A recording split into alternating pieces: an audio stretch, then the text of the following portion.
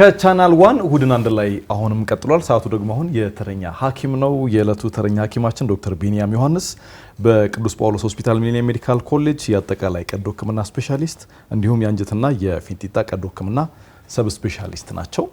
በፍቃድ አንተ ብል ደስ ይለኛል። ደስ ይለኛል። እንኳን ደህና መጣ ዶክተር። እንኳን ደህና ቆያችሁኝ። ስንቴ ስለጋበዛችሁኝ በጣም አመሰግናለሁ። ዶክተር ቢኒያም ነኝ። እዚህ ጥሩ ቆይታ እናደርጋለን። እያወራ ነበር። በጣም ግሬስፉል ነው ዶክተር። በጣም ዶክተር እሺ ስለው ለየንትኑ ምን ሰጠው ፓይለት ዶክተር ሐኪም ሲባል ምን ሰጠው አይነት መልክ ይኸው ባለ በደንብ አለ። እኔም አሁን ሳርጎ ዶክተር ነው ፈልጋለሁ። አረፈደም የክብር ይቻላል ልትይ ነበር። እሺ ዛሬ የምናነሳው ያው ከአንጀት ጋር የተገናኙ ጉዳዮችን ይሆናል። ያው ዶክነኝ ትንሽ ልምድ ያላቸው ግን ብዙ እውቀት አጠር የልምዶቻችን ናቸው። ሐኪም አይደለም ሐኪሞች ነን። በልምድ የሚያውቁትን ያጫውቱናል። እስቲ ቀለል አድርጊ ልጠይቃቸውና ምላሹ ትክክል መሆኑን እናውቃለን። እስቲ ትርፍ አንጀት የቱ ጋር ያለ ይመስላችኋል? በሆዳችን የትኛው ትርፍ አንጀት ነው? አንጀት ራሱ ትርፍ አንጀት ትርፉማ አንጀት እንጀምርሽ። የቱ ጋር ላይ ይመስልሻል?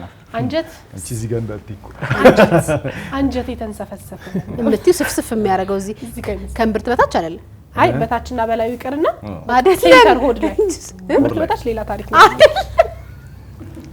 ናፍቆት ደግሞ ባይዘው ከሌላ ታሪክና ከእምብርት መሀል አንድ ቦታ አለ። ወይ እኔ የሆድ ዕቃ ስፔሻሊስት አለ መሀል ይመስለኛል። አንድ ቦታ ስሪው አንድ ቦታ ሰራ አንድ ቦታ እኔ አንጀት ትርፍ አንጀት ግን ህመም አይደል እንዴ? ራሱ ቁጭ የሚል ነገር ነው። እስቴቱ ጋር ያለው ህመሙ ላይ እንደርሳለን። አይ ሲያመነው ትርፍ የሚሆነው እዚህ አካባቢ ነው ያለው። ገመተ ኦፕራሲዮን ሲደረግ ብዙ ጊዜ ኦፕራሲዮን ሲደረግ እዚች ጋር ነው ኦፕራሲዮን ቀኝ ፓርት ላይ ተሰርታል። ያንተ እኔ አልተሰራው። እኔ አንጀት ነው የራሱ ሆድ ዕቃችን ሆድ ዕቃው ራሱ አንጀት ይመስለኛል። ሆድ ዕቃ አንጀት ነው። ዶክተር እንዲህ ያለ ልክ ነሽ ብሎ ሊጀምር መሰለኝ። እስቲ አያበረታታዎች ነው። እና ትርፍ አንጀት ማለት እዛው ጋር የሚፈጠር የሆነ ነገር ይመስለኛል። የአንጀቱን ቦታ ከተስማማ እዛው ውስጥ የሆነች ቦታ የምትፈጠር ተወይስ አለ ኦሬዲ ትርፍ አንጀት አለ ኦሬዲ። ከዛ ትርፍ አንጀቱ የሆነ ነገር ሲሆን ሁሉም ሰው ትርፍ አንጀት አለው። አረ ጓደኛሽ አይደለም ከዚህ በኋላ ሁሉም ሰው ትርፍ አንጀት አለው። ግን ለኦፕራሲዮን የሚያደርሰው የሆነ ያ እዛ ነገር ላይ የሆነ ነገር ሲፈጠር ነው። ሊያም በቀኝ ነው ያልሽው? ስንታየው በግራም በቀኝ ማለት ይቅርብ ታበል ምንም ሙቀት የለም። የቱ ጋር እንዳለ አታውቂም? ትተነዋል። ላይኖራት ይችላል ፕሮባብሊ። እሺ ጥሩ። ስለዚህ ትርፍ አንጀት ስንል ትንሽና ትልቁ አንጀቶች አሉና ያው ሙሉ የሆድ ዕቃ ክፍላችን በአንጀት እንትን ያለ ነው ሙሉን የሞላውና ትክክለኛ መልስ አይደለም የመለሽው። ስለዚህ ስለ ትርፍ አንጀት ስናወራ የምትገኘው ምንድነው? በትንሹና የትልቁ አንጀት መገናኛ ላይ ያለች ቱቦ መሳይ ትንሽዬ የአንጀታችን ክፍል ነች። ስለዚህ ሁላችንም በተፈጥሮ አፈጣጠር ችግር ከሌለ በስተቀር ሁሉም ሰው የትርፍ አንጀት አለው። ነገር ግን ያቺ ቱቦዋ ኢንፌክሽን ሲኖር ስትዘጋ እና ስታብጥና የመቆጣት ምልክት ሲኖራት የትርፍ አንጀት ያዘው እንላለን እንጂ አዘርዋይስ ሁሉም ሰው የትርፍ አንጀት አለው። በቀኝ በኩል ነው ያለችው። በቀኝ ቦታዋ ነው እንጂ ጠፋኛ የውቀቴ ነው ዝምራችሁ ጋር ብትሰጡኝ እኮ ይሻላል። አሁን ከምብርት በታችሁን ከምብርት በላይ ግራ ይገባሽ ትርፍ አንጀት ሁሉም ሰው እንዳለው ተናገረ።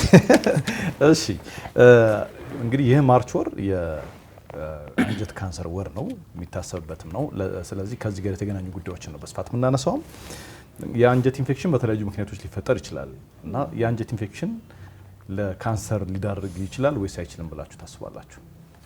ይችላል ሊዳርግ ይችላል ብዬ አስባለሁ። በጊዜው ካልታከመ ብዙ ነገር ወደዛ ይሄዳል። ግን ይሄኛውም ይዳርጋል ብዬ አስባለሁ። ይዳርጋል። እኔ ደግሞ የአንጀት ካንሰር እና የአንጀት ኢንፌክሽን የተለያዩ ህመሞች ይመስሉኛል። እና የአንጀት ኢንፌክሽን ወደ ካንሰር የሚሄድ አይመስልሽም? እግረ መንገዳችሁን አያይዞ ዶክተር እንዲመልስልን እስቲ ለአንጀት ካንሰር ሊያጋልጡ የሚችሉ ምክንያቶች ምንድን ናቸው? ራሱ ኢንፌክሽን አሁን የጠየቀን ኢንፌክሽን ከዛ መጠጥ ይመስለኛል አልኮል መጠጦች፣ ሲጋራና እነዚህ የታሸጉ ምግቦች በተለምዶ ነው እሱን ነገር ማቀየትኛ የታሸገ ምግብ እንደሆነ አላውቅም። ግን ብዙ የታሸጉ ምግቦች ወደዛ የሚያመጡ ይመስለኛል። ለማቆያ የምንጠቀምባቸው ኬሚካሎች አንጀታችን ይጎታል ብዬ አስባለሁ። የአካሎቹ ላይ በተጨማሪ ለመጨመር ደግሞ በዘር የሚመጣ ይመስለኛል። ሄሪዲተሪ ሊተላለፍ ይችላል። የካንሰር በሽታ ይዘን ይመስለኛል። አመጋገባችን እንዳለችው ሊያው አመጋገባችን ይመስለኛል። ከዛ ውጪ ድርቀት በጣም ከፍተኛ የሆነ የሆድ ድርቀት ወደ አንጀት ካንሰር ይቀየራል ሲባል ስለሰማው ይመስለኛል። ያው ዶክተር እሺ አይ ቲንክ ናፍቆት ጥሩ አድርጋ መልሳለች እና ድርቀት ስላለባት ስለዚህ ደንበኛ ያገኘው ማለት ነው። ከሰርቪስ 50% በቃ ዶክተር ቃል ካንተ ገብተን እሺ ስለዚህ ወደ እንትን ስንመጣ አንጀት ኢንፌክሽን ለአንጀት ካንሰር አያጋልጥም። አሁን መለየት ያለብን የአንጀት መቆጣትና ኢንፌክሽንን ነው። ኢንፌክሽን በባክቴሪያ በቫይረስ እና ሌሎች በጥገኛ ተዋሲያኖች የሚመጣ የአንጀት ህመም ነው። ስለዚህ የትኛውም አይነት ኢንፌክሽን እስካሁን ባለ ሁኔታ ኢንፌክሽኖች ለአንጀት ካንሰር አያጋልጡም። ሌሎች የሰውነት ክፍሎች ላይ ለኢንፌክሽን የሚያጋልጡ ነገሮች አሉ። ለምሳሌ አሁን የማህጸን በር ላይ አንዳንድ ቫይረሶች ለማህጸን በር ካንሰር ያጋልጣሉ። ጉበት ላይ የጉበት ቫይረሶች ለጉበት ካንሰር ያጋልጣሉ። አንጀት ላይ እንደዚህ አይነት ነገር የለም። ከዛ ውጭ በአጠቃላይ ግን እንደ አጋላጭ ብለን ወይ ደግሞ እንደ ሪስክ ፋክተር እንዳጋላጭ ብለን እንትን የምንለው ዋነኛው ነገር እድሜያችን ነው። እድሜያችን ከፍ ባለ ቁጥር በተለይ 50ን እየቀረብን እያለፍን ስንሄድ በአንጀት ካንሰር የመጠቃት እድላችን በጣም ከፍ እያለ ነው የሚሄደው። እሱም ብቻ ሳይሆን አብሮ ተያያዥነት የሚመጡ ነገሮች አሉ። ለምን እድሜያችን ሲገፋ ለአንጀት ካንሰር እንጋለጣለን የሚለው ምንድነው? ቅድመ ካንሰር የሆኑ እባጮች አሉ። እነዛ እባጮች እድሜያችን ከ50 በላይ ሲሆን እየበቀሉ እያደጉ ነው የሚሄዱት። ስለዚህ በአንጀት ካንሰር ስፔሲፊካሊ የመያዝ እድላችን እየሰፋ ነው የሚሄደው። ሌሎቹ ሞዲፋይ የማናረጋቸው ነገሮች አንደኛው ደግሞ የቤተሰብ ታሪክ ነው። የቤተሰብ ታሪክ በተለይ ደግሞ ቀጥተኛ የደም ሪሌሽን ካለ ቀጥተኛ የደም ግንኙነት ካለ ለምሳሌ አባት ኖሮ ልጅ፣ አባት ሆኖ ወንድምና እህት፣ እናትና አባት እነዚህ ሲኖር የመጠቃት እድሉ ከፍ ይላል። መጠቃት እድሉ በጣም የሚጨምረው ደግሞ በቤተሰብ ውስጥ ከአንድ ሰው በላይ የሚኖር ከሆነ ቀጣይ ሌላው የቤተሰብ አባል የመገኘት እድሉ ከፍ ይላል። ሌላ ማወቅ ያለብን ግን ዶክተር ካንሰሩ የሌላ አይነት ካንሰርም ቢሆን ነው ወይስ ስፔሲፊካሊ አንጀት ካንሰር? ቴንክ ዩ ስንቴ ስማርት የሆነ ጥያቄ ነው የጠየቀኝ። ትክክል ነው። የትኛውም ከአንጀት ካንሰር ውጪም ሰውነታችን ላይ የበቀሉ ካንሰሮች ለካንሰር የማጋለጥ እድሉ ከፍ ያለ ነው። ለምሳሌ አንዲት ታካሚ ሴትን ለመሰየም ያህል በጡት ካንሰር ከዚህ በፊት ቢኖርባት አንደኛው ቢታከም በሌላኛው ጡት ካንሰር የመያዝ እድሏ ጋር ተመጣጣኝ ነው። ስለዚህ ግዴታ የአንጀት ካንሰር ታሪክ ብቻ መሆን የለበትም። ሌሎችም የሰውነት ካንሰሮች ካሉ በቤተሰብ በአንጀት ካንሰር የመያዝ እድሉ ከፍ ያለ ነው። ሌላ ማሻሻል መለወጥ የምንችላቸው ሲጋራ ማጤስ፣ አልኮል ከመጠን በላይ መውሰድ፣ የእንስሳት ተዋጽኦ የሆኑ ምግቦችን መብላት፣ በተለይ ደግሞ ስጋ፣ ቅባት ነክ ነገር ምግቦች፣ አሁን ደግሞ ኤክሰርሳይስን መቀነስ፣ እነዚህ ነገሮች። ሌሎች የአንጀት ቁስለት ህመሞች አሉ፣ ክሮንስ እና አይቢዲ የሚባሉ ህመሞች አሉና እነሱ ለአንጀት ካንሰር የማጋለጥ እድላቸው በጣም ከፍ ያለ ነው። በጣም አሪፍ። በተለምዶ እንግዲህ የሆድ ህመም ሲገጥመን ያው የአንጀት ነው ብለን አናስብምና ወደ ሐኪም ቤት ወይ ክሊኒክ የመሄድ ልምድ አለን እና አሜባ ነው እንደዚህ ነው የመባል ምላሽም ሊሰጠን ይችላል። አሜባና የአንጀት ካንሰር ግንኙነት ሊኖራችሁ ይችላል ብላችሁ ታስባላችሁ? አሜባ ያው ከአንድ አይነት አቅጣጫ ሊመጡ ነው ብዬ አስባለሁ። ከዚህ ከቦሌ መስመር ነው። አይ በእውነት አሜባና አዎ ግንኙነት ይኖራቸዋል። እኔ የሆነ ነገር በቃ የኔ የዘልማድ ሀሳብ ዶክተር ብሎ ነገር ካልታከመ እዛው ቦታው ላይ መቆጣጠር ካልቻል ብዙ ነገር ይዘጣል ብዬ ስለማስብ አሜባ ምንጩ እንትን ነው አንጀት ነው ብዬ ስለማስብ ከዛ ይመጣል። እሺ ያው ዶክተር አፋፊም ብሎ የጀመረው እኔ አይመስለኝም ያልኩበት ምክንያት ዶክተር ቅድም እንደጠቀሰው ይሄ በባክቴሪያ ምናምን ያሉ በሽታዎች ከአንጀት ካንሰር ጋር አይገናኙም ስላለ አሜባም ራሱን የቻለ በሽታ ነው እንጂ የሚመስለኝ ከአንጀት ካንሰር ጋር የሚገናኝ አይመስለኝም። ምንም ዝምድና የለውም አይመስለኝም። ይሄት ይመጣል። እሺ እኔም የሮቢን ሀሳብ ሙሉ ለሙሉ ሼር አደርጋለሁ። እንዳለው ቅድም ዶክተር በባክቴሪያ በምናምን የሚመጣ ነገር ወደ አንጀት ካንሰር አይወስድንም ስላለ አሜባ ደግሞ አይ ቲንክ በባክቴሪያ በሆነ ነገር አይደል የሚመጣው በምግብ በተበላሸ ምግብ ምናምን የሚመጣ ይመስለኛል። ሶ የሮቤልን ሀሳብ ሼር አደርጋለሁ። ይመጣል። ቴንክ ዩ። ልዩነት ያላት ሊያ ነች እስቲ። ስለዚህ አሜባና የአንጀት ካንሰር አይገናኙም። ነገር ግን በተለይ ደግሞ እኛ ሀገር የመሰሉ ሀገራት ላይ ያላደጉ ሀገራት ላይ አሜባ ኢንፌክሽን ከአንጀት ካንሰር አኳያ በጣም የተስፋፋ ኢንፌክሽን ነው። በዛም ምክንያት ብዙ ሰው ግልጽ የሆነ ምልክቶች እያሉት ያ ማለት ምንድነው? ተደጋጋሚ የሆነ የአንጀት ህመም በሰገራ መውጫ ላይ ተቅማጥ እየኖረ ደም እየታየ በተደጋጋሚ አሜባ ተብሎ ይታከማል እና ፋይናሊ ግን ታካሚው ሐኪም ጋር ሲቀርብ ደረጃው የገፋ ካንሰር ይሆናል። ስለዚህ ከመጀመሪያውም የአንጀት ካንሰር ስለነበረ ማለት ነው። ስለዚህ ይህንን እንትን በማለት ምንድነው ተደጋጋሚ አሜባ የሚመስል ምልክቶች በተለይ ደግሞ እየታከምን አጥጋቢ ለውጥ የማይታይ ከሆነ እና ደግሞ አጋላጭ ነገሮች ካሉ ነው ያው እድሜያችን ከፍ ሲል ሌሎች ነገሮች አብሮ ካሉ ያልተለመዱ ቁርጠት፣ ማስማጥ እንደዚህ አይነት ነገሮች ሲኖሩ ግዴታ ሐኪም ጋር ቀርበን መታከም ይኖርብናል። በተጨማሪም ደግሞ ራሳችን ባዘዝነው መድኃኒት መታከም የለብንም። ከሌሎች ቦታው ላይ መድኃኒቶችን በመግዛት አሜባ ተነሳብኝ እንደዚህ በሚሉ ነገሮች ብዙዎቹ የኛ ታካሚዎች አንደኛው ደረጃው ከገፋ በኋላ የሚመጡበት ምክንያት በተደጋጋሚ አሜባ አለብኝ ብለው በመታከም ነውና በጣም በሚያሳዝን ሁኔታ ብዙ ታካሚዎቻችን እንደዛ አይነት ታሪክ ይሰጡናልና እሱ ነገር መስተካከል አለበት። እንደው ዶክተር ቅድም ምክንያቱንም ሲያነሱልን ነበር አንተም ዝርዝር አድርገልህናል። አሁን ላይ ይሄ የአንጀት ካንሰር በስፋት ይሰማል። ከበፊትም ያው አንጻራዊ ሊሆን ይችላል እና የቁጥሮች ለውጥ ያለ ነው የሚመስለኝ እኔና ምንድነው የተለየ ምክንያት የገጠመን? እንደ ምክንያት ያው አንደኛው ምክንያታችን የምርም እየጨመረበት ያለበት ምክንያት አኗኗራችን ነው። አኗኗራችን ከድሮ በጣም ተለይቷል። የሁላችንም አይደል ከገጠር ከከተማ ተለይቷል። እንቅስቃሴ ቀንሰናል። አብዛኛዎቹ የምንሰራቸው ነገሮች ኦፊስ አክቲቪቲ ናቸው። ምን በላቸው ነገሮች ፕሮሰስድ የሆኑ ፋብሪካ ገብተው ማቆያ ተደርጎባቸው በተለያዩ ዘይት የተጠበሱ ምግቦች የእንስሳት ተዋጽኦችን ማዘውተር አብዝተናል። በተለያየ እድሜ ክልል ያለ ሰው ደግሞ ሲጋራ ማጤስ እንደ የተለመደ ባህሪ ሆኗል። አልኮልን መጠጣት እንደዛ የሆነ መጥቷልና አንደኛው ምክንያት እሱ ነው። ሁለተኛው ምክንያት ደግሞ እየጨመረ የመጣበት ምክንያት አብሮ ከምግቦቻችን ጋር የምንወስዳቸው የተለያዩ ቶክሲኖች አሉ። እነሱ ነገሮች እየጨመሩ ነው። ሌላው ግን አንዳንዴ እንደ የመጨመሩ ምክንያት ብለን የምናስበውም የመመርመር አቅማችንም ከፍ ብለዋል። ክሊኒኮች ተስፋፍተዋል። የሕክምና ባለሙያዎች ተስፋፍተዋል። ጄኔራሊ ግን አንጀት ካንሰር በተለይ አሁን በወጣቶች ላይ በጣም ጨምሯል። ወጣት ማለቴ እድሜ ከ50 ዓመት በታች ያሉት ላይ በዓለም አቀፍ ደረጃ ቁጥር 1 ገዳይ በካንሰር ቁጥር 1 ገዳይ ወጣቶች ላይ ከ50 ዓመት በታች የአንጀት ካንሰር ነው። ስለዚህ ብዙ ነው ማለት ነው። በሀገራችን ደረጃም ስናየው ቶፕ 3 ከምንላቸው የካንሰር አይነቶች በገዳይነታቸውም ቶፕ 3 ከምንላቸው በጡትና የጡት ካንሰርና የማህጸን በር ካንሰር ብቻ ነው የሚቀድሙት እንጂ አንጀት ካንሰር በጣም የተለመደ ነው። እሺ፣ በተወሰነ መልኩ ዶክተር ጠቀስ አድርጎታል። የአንጀት ካንሰር ምልክቶች ምንድናቸው ብላችሁ ታስባላችሁ? የሰማችሁት ካለ ወር ላይ እንዲህ ስንነካው የሚታይ ባጭ በእጃችን እንዲህ ስንነካው እብጠት ካለ ወዳችን እንደዚህ ስንዳብስ ማለት ነው። እባጭ ቅለጡት አይደለም ካንተ ባላክ በነገር ላይ ልትመልስላት ትችላለህ። በዛ ሄዳ እና ምልክቱ ሌሎች ደግሞ ያው ዶክተር ተናግሯል። እንግዲህ ደም ሽንት ቤት ስንቀመጥ ደም እንትን የሚለን ከሆነ ሆዳችንን የማያቋርጥ ተደጋጋሚ ህመም የሚሰማን ከሆነ የቁርጠትም ምናምን ሊሆን ይችላል። የሆድ ህመም የቀረውን ደግሞ እህቶች የጨምሩበት። እኔ እሱ ላይ ስጨምር ሁለቱም ይመስለኛል። ይሄ ተቅማጥ ደም የቀላቀለ ተቅማጥም በጣም ከፍተኛ የሆነ ድርቀትም ምልክቱ ይመስለኛል።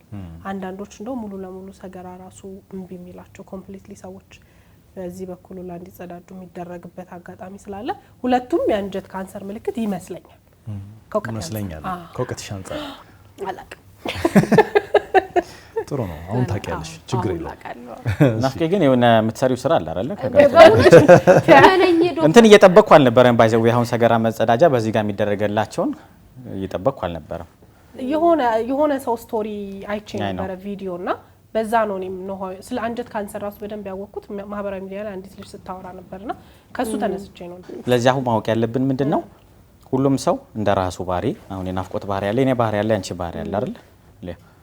ሁሉም ሰው የአንጀት ባህሪም አለው። ያ ማለት ምንድነው መቼ መጸዳጃ ቤት እንሄዳለን? መጸዳጃችን ፎርሙ ምን ያህል ነው? ምን አይነት ነው? ቀጭን ነው? ወፍራም ነው? አይደል? በየ3 ቀን በየ4 ቀን እንሄዳለን ወይ? በቀን 2 እንሄዳለን ወይ? ምግብ ከበላን በኋላ ቁርጠት አለን ወይ? ሁሉም ሰው የአንጀቱ እንደራሱ ባህሪ የተለያየ ነው።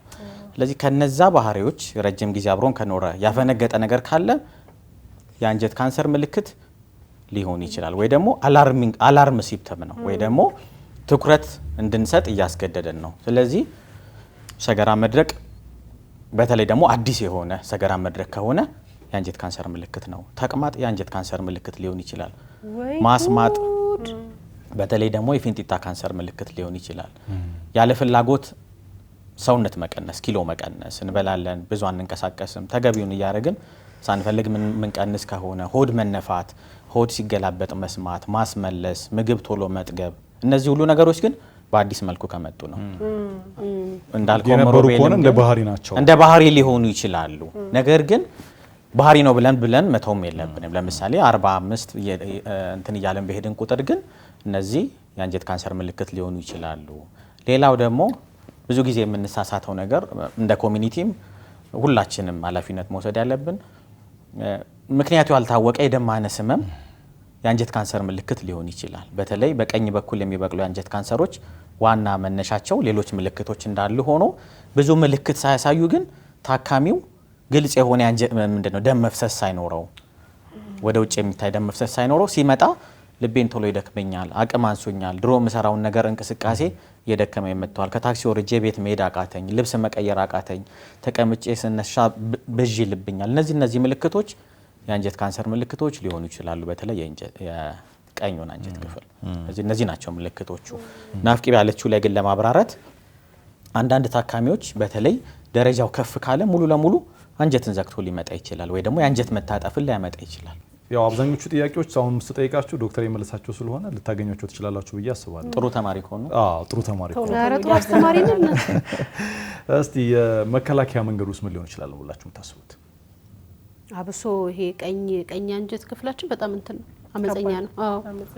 መከላከያ መንገዶቹ እንቅስቃሴ ማድረግ፣ ለፖሊስ ማመልከት አለ ማለት ነው ማድረግ እና ደግሞ የጊዜው ቼክ ማድረግ ያው ደረጃውን በደንብ ከፍ ያለ እንትን ላይ ሳይደርስ ቶሎ አግኝቶ ለመታከም ቅድመ ምርመራ ማድረግ።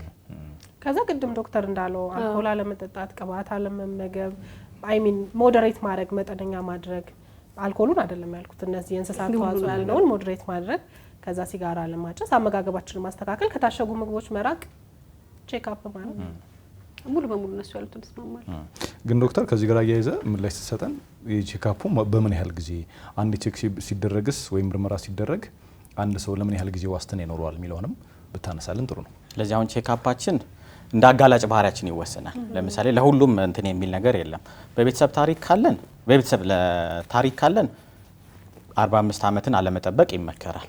በቤተሰብ ታሪክ ካለን ቤተሰብ ታሪክ የሌለው ሰው ለምሳሌ አቨሬጅ የሆነ ሪስክ ያለን ቤተሰብ ታሪክ የሌለን የማያጨስ ሌሎች ነገሮችን የማያረግ እንደዚህ አይነት ሰዎች 45 ዓመት ጀምሮ ኮሎኖስኮፒ የሚባል ምርመራ አለ። በፊንጢጣ በኩል የሚገባ ካሜራ ነው። ሙሉ አንጀት ሽፋንን ከፊንጢጣ ጀምሮ ትልቁ አንጀት ሙሉን የሚያሳይ ነው። እሱ ከ45 ዓመት ጀምሮ ይመከራል። እሱም የሆነው ምንድነው የቤተሰብ ታሪክ ከሌለን፣ ቤተሰብ ታሪክና ሌሎች አጋላጮች ካሉ ግን ቀድሞ መጀመር የተመከረ ነው። ኮሎኖስኮፒ ጥሩነቱ አሁን እየተስፋፋ ነው በየቦታው። አንዴ ጥሩ ኔጌቲቭ የሆነ የኮሎኖስኮፒ ሪዛልት ካለን ማለት ምንም አይነት አሳሳቢ ነገር ካልታየ እስከ 10 ዓመት መጠበቅ እንችላለን ሌላውን ምርመራ ለማድረግ። እሺ ስታስቡት ወይ ከሰማችሁት አንፃር የአንጀት ካንሰር ይድናል ወይስ አይድንም? እንደየስቴጁ አይመስላችሁ? እንደየደረሰበት ስቴጅ ይመስለኛል። ብዙ ካንሰሮችም እንደዛ ናቸው እኮ ኤርሊ ስቴጅ ላይ ከተደረሰባቸው ይድናሉ ብዬ አስባለሁ። ሮቢ? አዎ እኔም ኤርሊ ካገኘ ነው ሚድን ይመስለኛል። ሰርጀሪም ደግሞ እንደሚደረግ አውቃለሁ። የተጎዳውን አንጀት በሰርጀሪ ተቆርጦ ይወጣል፣ ሕክምና አለው እና ሚድን ይመስለኛል። ግን በጣም ሌት ሳንሆን ቀድመን በጊዜ ከሆነ ዶክተር ግን እቺን ጥያቄ ስትመልስልን መከላከያ መንገዶቹን ስላልጠቀስካቸው እሷን መልሰልን ይሄን ትመልስልን። መከላከያ እሺ። ስለዚህ እንትኖቹን መከላከያ መንገዱ አንደኛው እንደሌላው የሌላ የሰውነት ክፍል ካንሰሮች ቅድመ ምርመራ አላቸው። አሁን ሴቶች ላይ ጡት ካንሰር ቅድመ ምርመራ አለው። የማህጸን በር ቅድመ ምርመራዎች አሉ። እሱም የአንጀት ካንሰር ላይ ይሰራል። ጊዜ ጠብቀን በተለይ ምልክት ካለብን ግዴታ መሰራት ይኖርብናል። የትኛውንም አይነት ምልክት መናቅ የለብንም። ሌላው የኮሎኖስኮፒ ያልኳችሁን ምርመራ ማድረግ ይኖርብናል። ፊዚካል ኤክሰርሳይዝ ማድረግ፣ አልኮልን ሙሉ ለሙሉ ማስወገድ። አሁን ምንድነው የሚባለው ኖ አልኮል ኢዝ ሴፍ ኖ ሌቭል ኦፍ አልኮል ኢዝ ሴፍ ኢትስ ኖት ሴፍ። ስለዚህ አልኮል ሙሉ ለሙሉ መቆም አለበት። ሲጋራ የሚያጨሰው ካለ ሲጋራ እንዳያጨስ ማድረግ አለበት። እነዚህ ነገሮች በማድረግ መከላከል እንችላለን። በተጨማሪ ደግሞ የእንስሳት ተዋጽኦ የሆኑ ምግቦችን ቀንሶ ወደ ግሪን የሆኑ ቬጂቴብልስ ወደ እነሱ ፍራፍሬዎች፣ ጥራጥሬዎች መጨመር ብዙ ጥቅሞች አሉ። አንጀት ካንሰርንም በሚገባ ይከላከላሉ። ከኛ ሀገር ኮንቴክስት እንነሳ። በእኛ ሀገር በጣም በሚያሳዝን ሁኔታ ያው ካንሰር 4 ስቴጅ ነው ያለው አይደል? ብዙ ጊዜ የኛ ሀገር አብዛኛው ታካሚ ወይ ስቴጅ 4 ወይ ስቴጅ 3 ነው የሚመጡት እና ወደ አንዳንድ ጥናቶች የኛ ሀገር እንደሚያሳዩት ወደ 41% አካባቢ ከስቴጅ 3 በላይ ነው የሚመጡት። ለዛም ነው ፍራስትሬሽን የሚመጣው። ከዛ ውጪ ግን በምርመራ ላይ ቅድመ ካንሰር ምርመራ ላይ የሚገኙ አብዛኞቹ ካንሰሮች መዳን ይችላሉ። በተለይ ስቴጅ 1 እና ስቴጅ 2 ደረጃ 1 እና ደረጃ 2 ያሉ ካንሰሮች ኮምፕሊትሊ መዳን ይቻላል። ሌሎቹም የካንሰር አይነቶች ወይ ደረጃዎች በሚገባ ከታከሙ ኬሞቴራፒ፣ ኦፕሬሽን ወይ ሰርጀሪ ጨረር የሚባለው ከተሰጠ እና ከታካሚው ጋር እና ከቤተሰብ ተጨምሮ ባለሙያዎች ተጨምረው ተጋግዘን ማዳን እድሜንም መቀጠል ይቻላል። በጣም አሪፍ። እኔ ካነሳኋቸው ጥያቄዎች ውጪ መነሳት ኖሮበት ያልተነሳ እና ግልጽነት የሚሻ ነገር ካለ ድሉን እናንተ ተሰጣለሁ። እኔ አንድ ጥያቄ አለኝ። የእንስሳት ተዋጽኦ ቀንሰን ስትል ዶክተር የሄድኩት የእንስሳት ተዋጽኦ ማለት የትኞቹ ማለት ነው? የእንስሳት ተዋጽኦ ማለት ስጋ ነው። ስጋ ነው ስፔሲፊካሊ ቅባታማነት ያላቸውን ስጋዎችን ነው። ወዴት እንደሄድኩ ታውቂያለሽ? ወደ እርጎ ወደ ወተት ምናምን ነገር የኔ አሁን የልጆቼ ቋሚ ቀለብ እርጎ ወተት ነውና ጉዴ ፈላ ምን አመጣ ደግሞ ወተት ነው። ማሰብ ያለብን በአጠቃላይ አሁን ያሉ ወተቶቻችንም እኮ ከፋብሪካ ነው አይደል? አንለስ እንትን እስካልሆነ ስለዚህ እነሱም ሴፍ ናቸው ማለት አይቻልም። በአጠቃላይ ፋብሪካ ገብቶ የወጣ ማቆያ ስላለ አይደል? ብዙ ነገሮች ስላሉ ሴፍ ነው ማለት አንችልም። ተፈጥሯዊ የሆኑ ነገሮች ሴፍ ናቸው። በራሳቸውም ውስጥ አንቲኦክሲዳንት የሚባሉ ነገሮች ስላሏቸው በተለይ ግሪን የሆኑ ቬጂቴብልስ እነሱን መጠቀም ይመከራል። በጣም ጥቅም አላቸው። በጣም ያነቃኝ ቴንክ ዩ። የኔ ጥያቄ ሁለት ነው፣ አንድ ላይ አድርገህ ትመልስልኛለህ። አንደኛው ዲቶክስ ማድረግ የሚባል ነገር አለ። አንጀታችንን የተለያዩ ነገሮች በመጠጣት የተለያየ ነገር በመብላት ዲቶክስ እናደርጋለን። ሶ አንዳንዶቹ ጥሩ ነው የአንጀትን ጤና ይጠብቃል ይላሉ። አንዳንዶቹ ደግሞ አንጀት በራሱ የማጽዳት ፕሮሰስ የሚሰራ አካል ስለሆነ ዲቶክስ አያስፈልገውም፣ የባሰለ አንጀት ካንሰር ያጋልጣል ይላሉ። ሶ ይሄንን እንድትመልስልን ነው። አንጀታችንን ማጽዳት አለብን ወይስ ራሱ በራሱ መንገድ ያጸዳል? ሁለተኛው ደግሞ ቅድም ያነሳሁት ነበር ወደ ወደ ስቶማ የሚያስኬደው ካንሰር ነው ወይስ ሌላ የአንጀት ችግር ነው? በጣም ቆንጆ ጥያቄዎች ነው የጠየቅሽውና ቴንክ ዩ። በጣም ማወቅ በጣም ስለምፈልግ በጣም ኢንተረስቲንግ ቶፒኮች ናቸው። ሶ ከስቶማው ስንጀምር ስቶማ በቃ ቀዳዳ አርቲፊሻል የሆነ ቀዳዳ መፍጠር ነው። የትም ቦታ ላይ ሊሆን ይችላልና ሶ አርቲፊሻል የሆነ ቀዳዳ በተለይ አንጀት ካንሰር ላይ አንደኛው የሕክምናችን አጋዥ ነው። አንደኛው የሕክምና አማራጭ ነው። ካንሰሩንም ካወጣነው በኋላ ሊሆን ይችላል፣ ሳናወጣውም ሊሆን ይችላል። እነዚህ ነገሮች ብዙ ጊዜ የምናደርገው የታካሚ ሁኔታና የካንሰሩን ደረጃ በማገናዘብ መልኩ ነው። ለምሳሌ አንዳንድ ታካሚዎች ቅድም ላይ እንዳወራሁት አንጀት ተዘግቶ ቢመጣ ዋናው አላማችን ታካሚው አስመልሶት ሆዱ ተነፍቶ ሰገራና ፈስ እምቢ ብሎት ለቀናት ሲመጣ ዋናው አላማችን ካንሰሩን ማከም ሳይሆን ዋና አላማችን የሚሆነው ታካሚው ተፈጥሯዊ በሆነ መንገድ ሰገራ ማውጣት ስላልቻለ አርቲፊሻል ነገር ማበጀት ነው። ስለዚህ የዛዛ ጊዜ ስቶማ እናደርጋለን።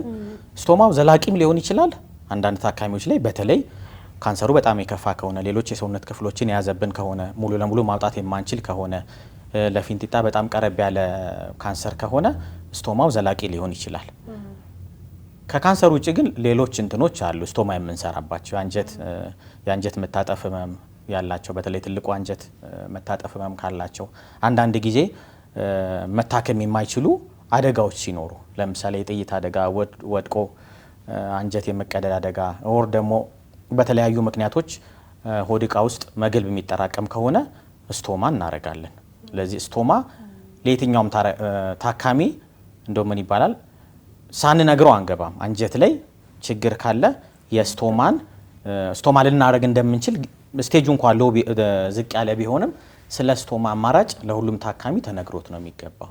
ነገር ግን ደረጃው ከፍ ሲል ስቶማ የማስፈለግ እድሉ በጣም ከፍ ያለ ነው። ዲቶክስ አዲስ የመጣ ቶፒክ ነው። አዲስ የመጣ ቶፒክ ነው። አሁን ሞደርን ምንድነው ዘመናዊ የሆነ ነገሮችን ወይ ደግሞ ሳይንቲፊካሊ የተደገፉ ነገሮችን በመተው ወደ አቋራጭ ነገሮች እየተኬደ ነው። ሶ ቴክስት ቡኮቻችንም የኛ መማሪያ መጽሐፎቻችንም ስለ ዲቶክስ ምንም ሪኮመንድ አይደረግም። ዲቶክስ ሪኮመንድ አይደረግም። ኢንፋክት ከመጠን በላይ አንጀትን ማጽዳት ወር ደግሞ ፎር ዛት ማተር የትኛውንም የሰውነት ክፍል ከመጠን በላይ ማጽዳት ጉዳት ይኖረዋል። ምክንያቱም ከአይምሮአችን ውጪ ከልብና ከአንዳንድ ከሳምባ ማቀፊያ ውጪ አብዛኛው ቦታ ቋሚ የሆኑ ባክቴሪያዎች አሉ። ለዚህ ዲቶክስ ማድረግ ወር ደግሞ ባላስፈላጊ ሁኔታ እነዛን ነገሮች ማጠብ እነዛን ባክቴሪያዎች ስለሚቀንሳቸው ጎጂ የሆኑት ባክቴሪያዎች እንዲያድጉና ተጓዳኝ ህመም እንዲመጣ ይዳረጉናል። ስለዚህ ህክምናችን ላይ ሳይንቲፊካሊም በሞደርን ሜዲሲንም ስለ ዲቶክስ አንመክርም። እኔ ሳዝየው እየዞርኩ ነው እኔ አንድ አርጌ ማላቀም በጣም እንደ ትሬንድ ሆኖ አዎ ይደረጋል። እንደሱ አይነት ሀሳብ አለ። ኖርማል ነው። የኔ ጥያቄ ዶክተርም ቅድም አንስቶታል። የአንጀት ካንሰር ህክምናዎች ውስጥ አንዱ ጨረርና ኬሞቴራፒ ተብሏል። አንድ ታካሚ ኬሞቴራፒ መውሰድ ከጀመረ ወይ ደግሞ የጨረር ህክምና መውሰድ ከጀመረ በኋላ እድሜውን ለማራዘም ነው እነዛ ህክምናዎች የሚሰጡት ወይስ ደግሞ ኪውር ያደርጋል ኮምፕሊትሊ ሙሉ ለሙሉ ካንሰር ሴሉን ያጠፋል? ኬሞቴራፒ የምንሰጥባቸው ምክንያቶች አሉት። በተለይ ደግሞ ደረጃ 3 እና ደረጃ 4 ሲሆን የአንጀት ካንሰሩ ኬሞቴራፒ እንሰጣለን። ኬሞቴራፒ የምንሰጥበት ምክንያት ኦፕሬሽን በተለይ ከሰራን በኋላ በአይን የማናያቸው የሆነ የሰውነት ክፍል ላይ ተጣብቀው ያሉ የካንሰር ሴሎች አሉ፣ እነሱን ለማጥፋት ነው። ስለዚህ ዋናው ዓላማው ስርጭቱን ለመግታት፣ ለመቆጣጠር፣ ለማጥፋት፣ ሁለተኛ ዓላማው ደግሞ ለማዳን ነው። ስለዚህ ለሁለቱም ይሰራል። የተሰራጨውንም ኦልሬዲ የተሰራጨውንም ለመቆጣጠር ሌላም ደግሞ ለማዳንም ያግዘናል። በጣም አድርገን እናመሰግናለን ዶክተር። ቤተሰቦቻችን የዕለቱን ተረኛ ሐኪም ዶክተር ቢኒያም ዮሐንስ ከቅዱስ ጳውሎስ ሆስፒታል ሚሊኒየም ሜዲካል ኮሌጅ የአጠቃላይ ቀዶ ሕክምና ስፔሻሊስት እንዲሁም የአንጀትና የፊንጢጣ ቀዶ ሕክምና ሰብ ስፔሻሊስት እዚህ ድረስ መጥተህ ለሰጠህ ማብራሪያ በጣም ጣፋጭ የምሬ ነው የሚስብ እና ትኩረት እንድናደርግ የሚያደርግ ሀሳብ ነበርና በጣም አድርገን እናመሰግናለን ዶክተር። ቴንክ ዩ ሶ ማች። ሀገራችን ውስጥ ራሱ እንዳንተ አይነት ዶክተር ስላለ በጣም ነው የሚያኮራው። የምሬ በጣም ነው ድርኩት እንዳየ ዝም ብሎ ሙገሳ አይደለም። የምር ነው።